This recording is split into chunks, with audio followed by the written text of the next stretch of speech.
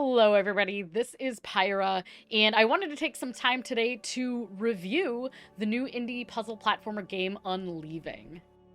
And now, Unleaving is a metaphorical puzzle platformer created by hand-drawn and hand-painted backgrounds and textures. This game was created by husband and wife developer duo at Orangutan Matter, Sir Karnawi and Saif Jabur. I'm so sorry if I'm butchering your names, but they are the developers of this new indie puzzle platformer. And now, before I go even further in the review, I will say that I met Sura back at PAX East 2023 and instantly fell in love with the game because of the graphics, because of the feeling. I myself am an artist and a painter, so being able to see this painterly style that was very near and dear to my heart, very similar to what I like to do, instantly drew me to their booth that they had at PAX East and instantly got me curious about what Unleaving was and is. Since then, I have been helping with playtesting. I have been able to playtest the game, sit with the developers over a video call, and chat about my thoughts and ideas, and they've been more than gracious about being like super responsive and super interactive. They really have enjoyed getting feedback and trying to work feedback into the game, and they've really enjoyed just putting their game out there, which has been a truly amazing part of the experience of following this new game.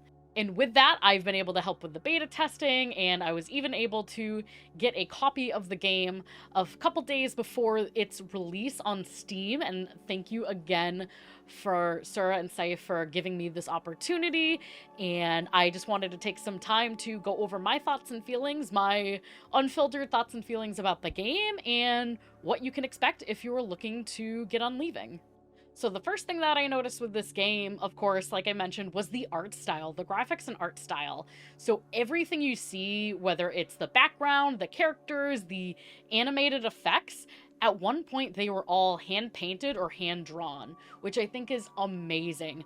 I love and have an appreciation for digital art. However, I think that there's just something with kind of a physical art style that can't be fully replicated or translated into the digital world. And so seeing this art style really clicked for me. Like, it really was something that I loved going into it, and I thought it was really nice having that and feeling that presence throughout the entire game. It gave the game a unique kind of visual presentation. And now thousands of hand-drawn painted artworks were used for this game, which I think is a huge thing in itself. Every level, every scene had its own unique artwork, which I thought was just fantastic. It is a big feat, and just seeing that in the game was just really nice. There wasn't a lot of copy and paste. It was a lot of unique visual representation. And so the next section that I wanted to break down was sound and music. So the music of the game is something that I feel like is not spoken about a lot. However, I feel it was really important to moving along the visuals and moving along the story. The music really complemented the visuals very, very well, in my opinion. Each soundtrack was moving the protagonist to the next objective. There are a lot of soundtracks that kind of like gave you an eerie or off-putting feeling, but in a great way. So I really appreciated the soundtrack choices through each puzzle. I think it really fit well. And as far as the sound, they did not skip out on a lot of the little things. There are little things like jumping on top of a roof of an abandoned building, which every step you take, there was like a little creaking and some imagery that went through. There was a lot of sound cues in the game too, so if you're looking for completing a specific puzzle, a sound might be your cue to go to the next level. Or for instance, the windmill, as soon as you hear the sound, you have to run. And so I think that they really did a great job incorporating that into this game, especially with this game being a very visually forward game. Having the sound as a complement and the music as a complement, I feel like did really well for how this game panned out. And now moving on to a little bit of the gameplay. So this is a puzzle platformer game, and the puzzles in this game were sometimes a lot. And I say that in the best way possible. Sometimes the puzzles would literally drive me nuts because it was something that I might know what the mechanic is. Like, sometimes the mechanics were kind of easy to decipher. However, timing was very important. So there were parts of the puzzles that timing was, you just had to have it just right in order to get to the next level, in order to proceed in the game. And now with this, after every time you accomplished a level or a different puzzle, there was such a huge sense of accomplishment, like throwing up your arms and just, yes! There was just a lot of those kind of tricky puzzles that really made you think, and a lot of trial and error. You had to use a lot of trial and error to get through the game, which I thought was really cool. Of course, some things were a little trickier than others. However, I like that kind of gameplay style, those type of mechanics where it's not everything has to be easy and hand delivered to you. Like, some things are going to be easier for me than they might for another person, or vice versa. Might be harder for me than it is somebody else. So I really appreciate the kind of scaling difficulty there was, and how sometimes things were a little easier some places, harder in another. One thing that they did make sure to include into the game after some feedback from another content creator was hints. So after about 5 minutes being stuck on a certain phase, a little light bulb will show up and you can go into a hint, and it'll kind of give you this really neat 2D blueprint about what you can do to try to get past this puzzle. I thought that was a really great addition, especially because I don't like when hints or like different things of that nature are force-fed to you. Like, I don't want to be having my hand held. However, sometimes if things are a little tricky, it is nice being able to kind of look into what the hint is and maybe how the mechanic is supposed to be performed. And I do love how these were also given as like a slight suggestion if you needed them. However, it wasn't something that made you feel like you had to use it. You could still complete the game without having to look at any of the hints. One little Easter egg moment, maybe a spoiler if you haven't gone through the game, is that some hints, because of how the story was getting and how the difficulty was, some hints were literally non-existent, and they said you kind of have to help yourself, which I thought was a really cool idea. I remember my jaw dropped the moment I was looking for one of those hints and it said like, nope, can't help you, and I'm like, what do you mean? I was, you're left alone, and it just made me feel a little abandoned. But again, that ties in with the rest of the game, and I thought it was a really great addition to the game there. And now, speaking of this story and narrative, that is the next thing I want to look at. So the story had a lot of dark undertones, and when I did the demo and some of the playtesting, I didn't get a lot of, like, I got some of that, but I didn't get all of it. And playing through the full game really presented those dark undertones, a dystopian landscapes, really made you kind of think and feel about just kind of like life as you know it.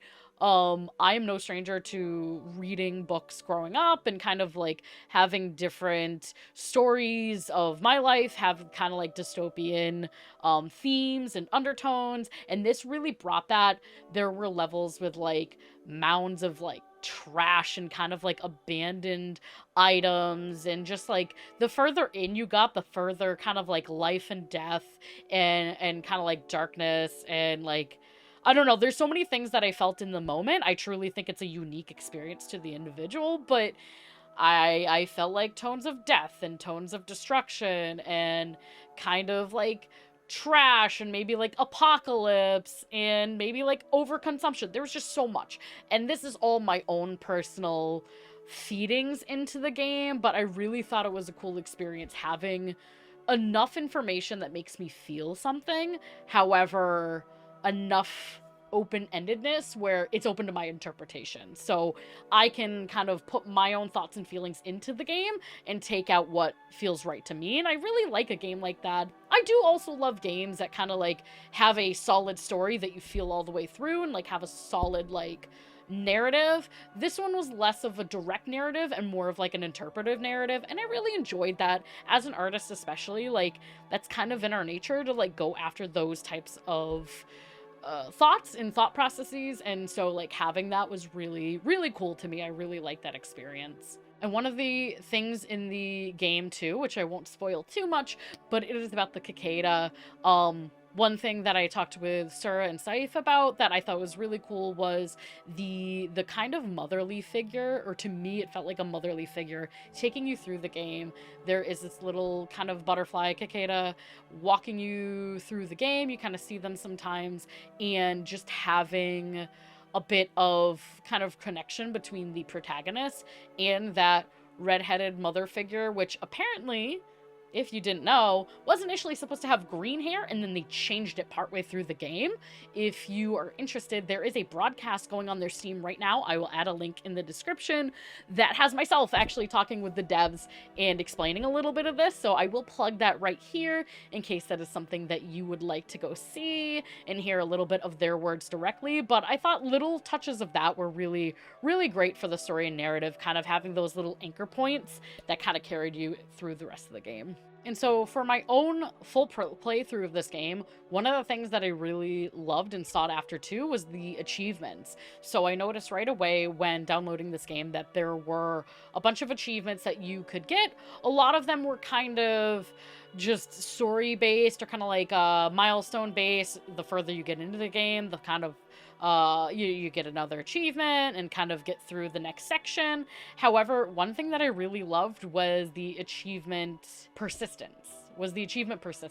And that was finishing the entire game in one sitting.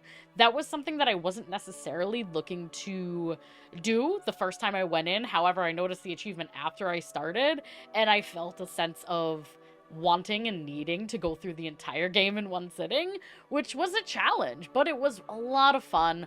I do think that they have a lot of fun little achievements like that. The two that I'm looking to go back after, though, and that's a little bit different than just the story-based, one is Zen, so it's death in every possible way, which I think is really cool, and it ties in really well with this game, because ultimately, death is an undertone. So knowing that like your failures are kind of like a way that you can get an achievement, I think is really cool. I think it adds just a little bit to the whole concept that we're getting from Unleaving. And then of course this other locked achievement, Van Gogh appreciating art. I'm very excited to see what that ends up being, as someone who loves Van Gogh especially and artwork. I'm gonna go back in. This is one of those games that I don't necessarily think you will be playing over and over again a bunch of times. However, I do see myself going back several times, picking it back up once in a while, especially when I'm kind of looking to go through certain of the atmosphere and just kind of like feeling the vibes of it. I do think it's kind of a game that some people might do in one sitting and never go back to. However, I'm going to enjoy going back into this game. I think that there is a lot of cool little things that you can find along the way, and I've definitely gone back into the game and seen something new about the environment or about the character. You kind of pick up on other things when you're not worrying about how to unlock the puzzle. So I definitely think it's something that people can go back to more than just the one time. And so for my overall impressions, overall, I really loved this game. My opinion might be a little biased just because I've kind of fangirled about this ever since I met the developers back at PAX East. It's just a really fun game. It is a really visually appealing game, and I'm a sucker for the dark undertones and kind of some of the serious thoughts and vibes, so I'm very excited to have had the opportunity to play this game. And the imagery, the storytelling, the challenges, it really hit a sweet spot for me. So I thought that this game was really great, really fantastic. Yeah, as an artist and a gamer, this game is definitely going to have a special place in my heart, and I recommend anybody try it. If you like puzzle platformers, if you're just an art appreciator, definitely give it a shot. I think it has a low barrier to entry as far as gameplay mechanics are concerned. As far as, you know, movement, it is a side scroller, so it's kind of easy, I think, for like a new gamer to come in and pick it up. But there are some brain teasers, so some things might stump you for a bit, but as long as you're okay with that, I think that this game is pretty accessible for anybody to try. And just as a general conclusion, this game, I'm so happy this game entered the indie space, and I know that the folks at Orangutan Matter just wrapped up this game, and they're still keeping an eye on it, and there's still a lot great things happening with Unleaving, but I'm also really excited for the next chapter for them. I think that This is kind of a gem in the realm of indie games, and I really hope that we see more from these developers. This is just something that truly is an awesome game, and I think you should all try it. And just to give them a shout out as well, if you buy this game on Steam right now, so today's April 2nd, if you purchase this through April 6th, you will get 10% off, which is fantastic. If you live in America, the price is $13.99 regularly. Right now, the game is only $12.59, so a little bonus introductory offer, if you will. So I definitely recommend picking up the game if it is something that you are interested in playing. And now, thank you so much for watching. Thank you very much to Sura and Cypher letting me play this game and be part of this journey. If you are interested in more reviews like this, definitely hit the follow button, hit subscribe. I cover a lot of Final Fantasy XIV as my main game of choice.